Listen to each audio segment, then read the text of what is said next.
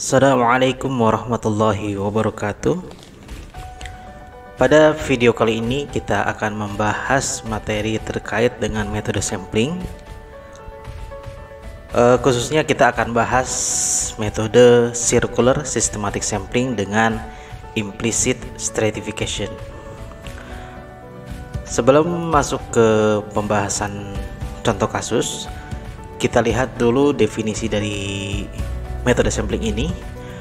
Pada systematic sampling, pengambilan sampel secara acak hanya dilakukan pada sampel pertama saja. Sementara untuk sampel kedua dan seterusnya itu ditentukan dengan aturan sistematis, gitu ya. Jadi systematic random sampling ini gabungan antara simple random sampling dengan aturan sistematisnya. Nah, aturan sistematis itu ada dua. Yang pertama ada yang disebut dengan linear systematic sampling. Yang kedua ada yang disebut dengan circular systematic sampling. Nah, kapan kita gunakan kedua aturan ini atau kedua metode ini?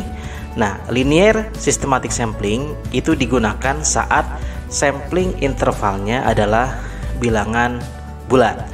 Jadi interval itu kan jumlah populasi dibagi dengan banyaknya sampel yang akan diambil. Jadi N besar dibagi N kecil. Nah, kalau jumlahnya bulat, maka kita gunakan linear systematic sampling. Nah, sementara jika hasilnya itu adalah bilangan pecahan, maka kita gunakan circular systematic sampling. Nah, kemudian apa yang dimaksud dengan implicit stratification?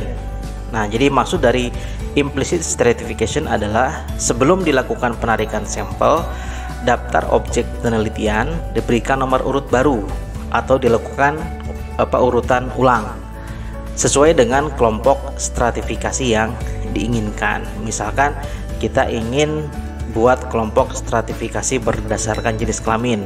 Nah, jadi yang jenis kelamin laki-laki dulu atau perempuan dulu yang kita urutkan. Laki-laki 1 2 3 4 5, selanjutnya perempuan 6 7 8 9 10 atau sebaliknya.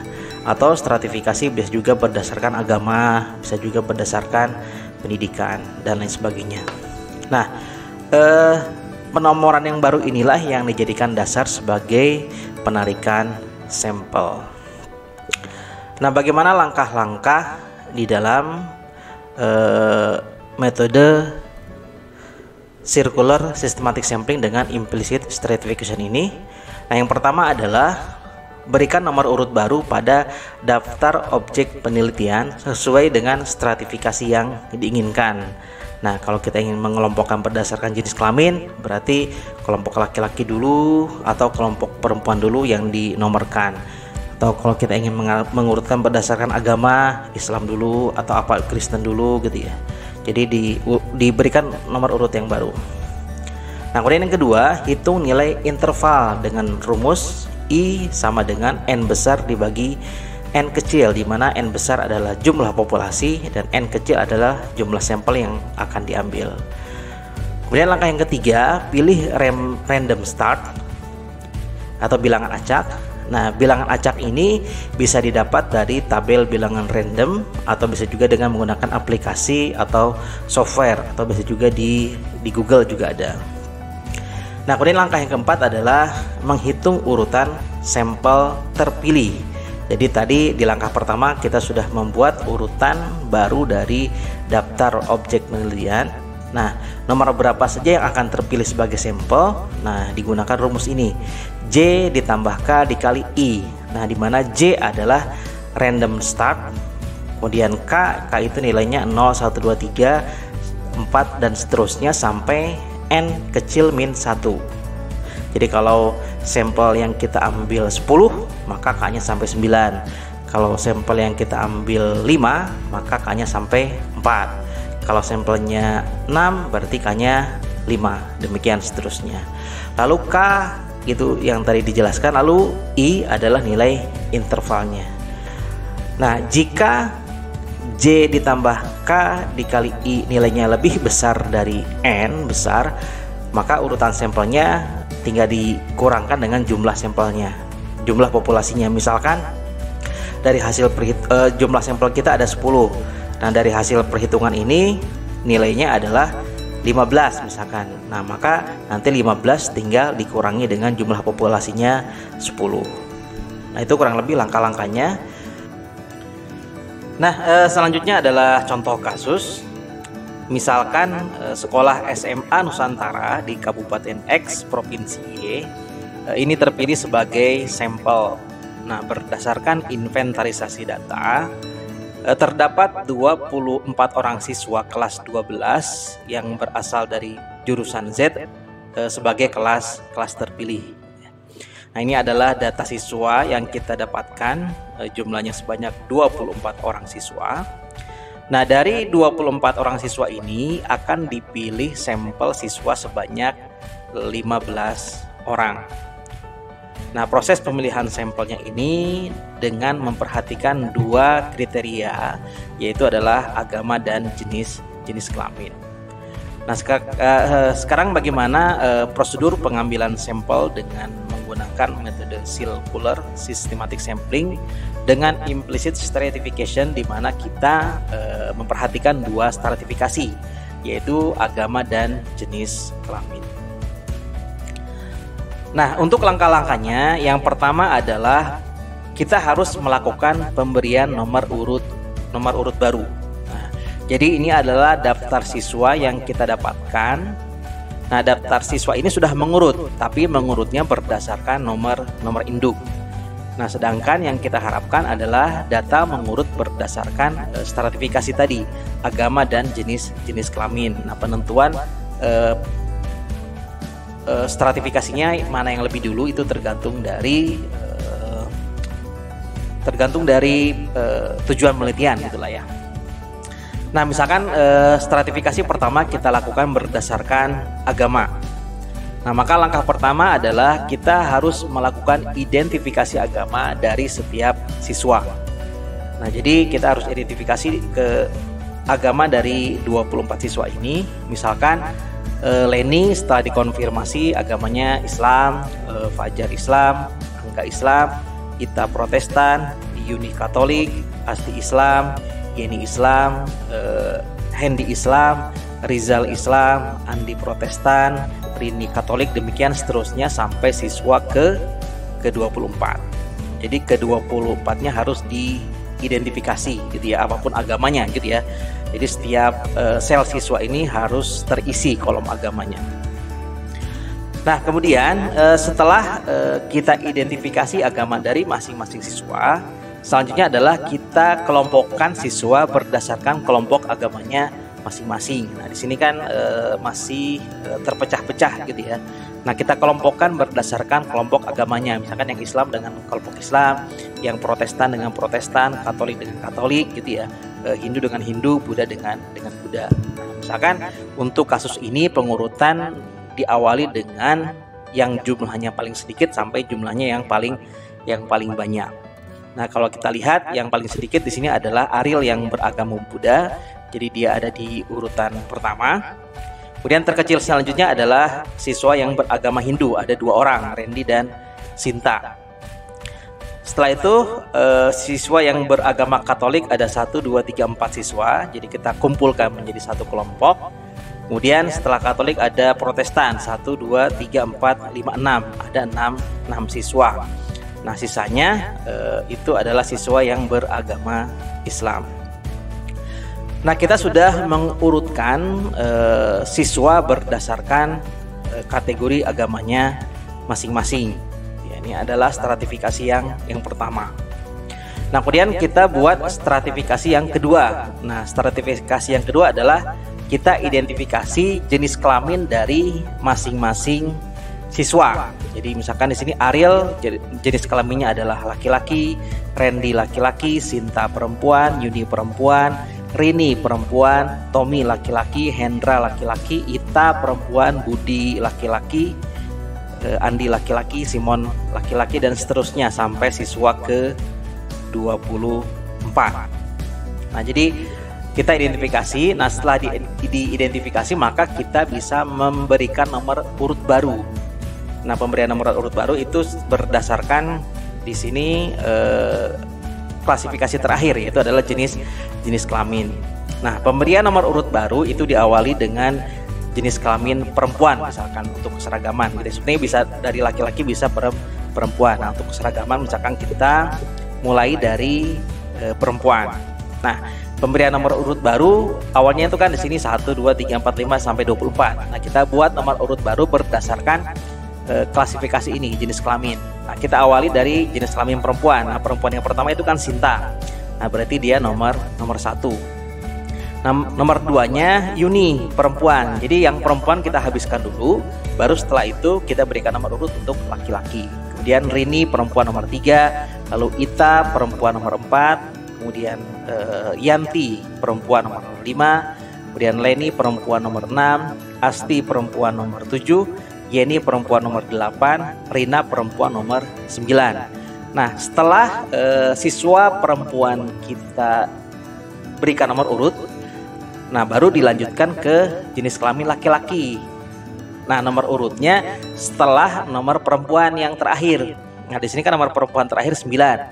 Berarti Ariel laki-laki dia nomor 10, Randy laki-laki nomor 11, kemudian Tommy laki-laki nomor 12, laki-laki nomor 13, kemudian Andi laki-laki nomor 14, Budi laki-laki nomor 15, Simon laki-laki nomor 16, Rudi laki-laki nomor 17, Fajar laki-laki nomor 18, Angga laki-laki nomor 19, Hendy laki-laki nomor 20, Riza laki-laki nomor 21, Agus laki-laki nomor 22, Asep laki-laki nomor 23, kemudian terakhir Rudi laki-laki nomor 24. Nah, kita sudah dapatkan nomor urut yang baru. Nah, nomor urut baru inilah yang dijadikan sebagai dasar dari pengambilan sampel. Jadi kita tidak lagi menggunakan nomor urut dari awal yang pertama, tapi kita gunakan nomor urut yang baru setelah kita mengelompokkan berdasarkan agama dan kita kelompokkan berdasarkan jenis kelamin. Nah, setelah kita memberikan nomor urut baru kita bisa masuk ke proses pemilihan sampel. Nah, untuk langkah-langkah pemilihan sampel yang selanjutnya adalah kita menghitung nilai interval. Nah, interval itu kan kita dapatkan dari membagi jumlah populasi dibagi dengan jumlah sampelnya. Nah, untuk kasus ini sampel yang akan diambil itu kan 15 orang siswa, sementara jumlah total siswa kelas yang terpilih itu ada 24, sehingga intervalnya itu adalah N besar dibagi N kecil, jumlah total siswa dibagi dengan jumlah sampel yang akan diambil. Nah, di sini jumlah siswa di kelas itu adalah 24, sedangkan sampel yang akan diambil adalah 15, sehingga nilai intervalnya adalah 1,6. Nah, ketika kita membiarkan interval ini bernilai desimal, nah maka kita menggunakan circular systematic sampling gitu ya. Nah, kemudian setelah kita dapatkan intervalnya, lalu langkah yang ketiga itu adalah kita menentukan bilangan randomnya. Nah, untuk menentukan bilangan random kita bisa menggunakan tabel bilangan random atau dari aplikasi gitu ya. Bisa dengan menggunakan Google juga bisa gitu ya. Nah, yang saya contohkan di sini misalkan dengan menggunakan aplikasi Random Number Generator dari UX Apps ya. Ini bisa diinstal di handphone masing-masing. Ini khusus untuk yang Android ya. Beda lagi mungkin nanti untuk yang iPhone gitu ya.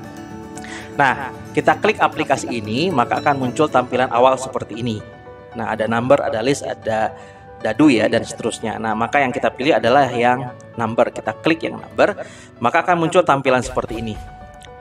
Nah, di sini kita diminta untuk menuliskan angka awal dan angka akhir. Nah, angka awal kita awali dari angka 1, angka akhirnya adalah 24. Kenapa 24? Karena jumlah siswa kelas terpilih tadi ada 24. Jadi kalau jumlah siswanya ada 50, maka di sini pun diisi 50. Kalau di sini jumlah siswanya 35, maka di sini diisi 35. Nah, setelah kita tentukan titik awal dan titik akhirnya, baru kita run.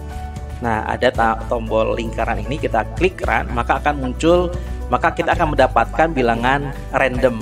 Nah, di sini yang saya dapatkan adalah angkanya 18. Nah, mungkin nanti kalau dicoba bilangan randomnya setiap orang pasti akan akan beda-beda gitu ya. Nah, ini angka 18 ini adalah nilai J-nya, random startnya.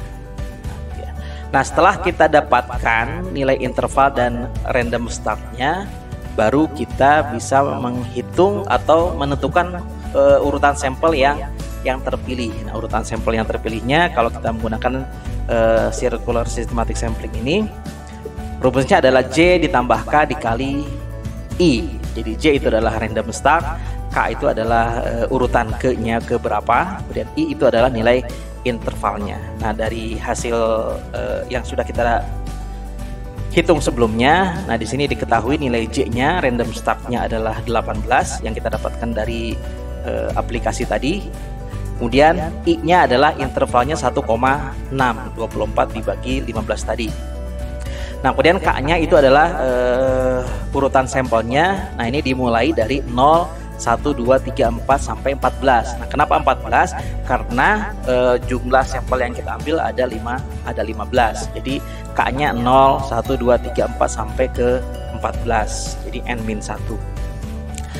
Nah, setelah kita tentukan J, I-nya berapa, K-nya berapa, baru kita bisa hitung menentukan urutan sampel 1 sampai urutan ke-15. Nah, misalkan sampel pertama berarti saat K-nya sama dengan 0. Nah, kita tinggal substitusi saja ke dalam rumus ini. Jadi J-nya itu adalah 18 ditambah, kemudian K-nya kan ini sini untuk sampel pertama K-nya adalah 0. Kemudian dikali I, intervalnya adalah 1,6. Nah, sehingga 18 ditambah 0 dikali 1,6 adalah 0, sehingga 18 ditambah 0 adalah 18. Nah, siapa sampel ke-18? Kita lihat. Nah, ini kan hasil inventarisasi kita dari yang awal ya. Ini adalah daftar siswa dari sekolah, kemudian kita klasifikasikan berdasarkan agama dan jenis kelamin, lalu didapatkan nomor urut baru. Nah, nomor penentuan nomornya itu adalah dari yang saya lingkari ini. Jadi nomor urut baru berdasarkan agama dan jenis kelamin. Nah, tadi yang terpilih sampel pertama adalah nomor 18. Nah, nomor 18 berarti Fajar beragama Islam dan dia laki-laki. Jadi 18-nya bukan yang ini, tapi yang nomor urut baru. Nah, berarti nomor urut baru itu adalah Fajar Islam, jenis kelaminnya adalah laki-laki. Nah, berarti nomor 18 itu adalah tadi Fajar laki-laki beragama Islam. Nah, kemudian sampel yang kedua. Sampel yang kedua berarti saat K-nya sama dengan 1. Nah, kita substitusi lagi. J-nya kan sama 18 ditambah K-nya berarti 1 dikali bilangan random start-nya adalah 1,6. Nah, sama dengan 18 ditambah 1 dikali 1,6 adalah 19,6. Nah, kita bulatkan menjadi 20. Nah, siapa sampel ke-20? Nah, kita lihat lagi di tabel yang sudah kita dapatkan. Nah, nomor 20 itu adalah Hendy Islam laki-laki. Nah, berarti sampel ke-20-nya adalah Hendy laki-laki Islam. Kemudian sampel yang ketiga. Sampel yang ketiga berarti K-nya itu adalah 2. Nah, kita tinggal substitusi berarti 18 ditambah 2 dikali bilangan intervalnya 1,6, berarti 18 ditambah 2 kali 1,6 adalah 3,2, sehingga hasilnya adalah 21,1. Nah, kita bulatkan. Nah, siapa nomor urut 21? Nah, nomor urut 21 adalah Rizal Islam laki-laki. Berarti Rizal laki-laki Islam. Kemudian sampel yang keempat. Sampel yang keempat berarti K-nya adalah 3. Jadi tinggal mengurut saja 0, 1, 2, 3 dan seterusnya. Kemudian di sini kita 18 ditambah 3 dikali 1,6. Jadi yang berubah yang warna merah saja, sama dengan 18 ditambah 3 kali 1,6 adalah 4,8 sama dengan 22,8. Kita bulatkan menjadi 23. Nah, urutan ke-23 adalah Asep Islam laki-laki.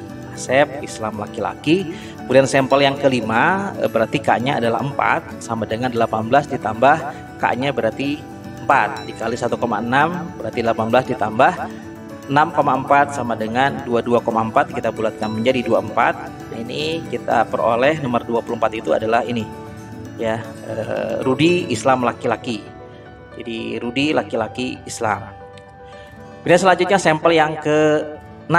Sampel yang ke-6 berarti K-nya adalah 5. Kita substitusi lagi 18 ditambah 5 dikali 1,6 berarti 18 ditambah 8 sama dengan 26.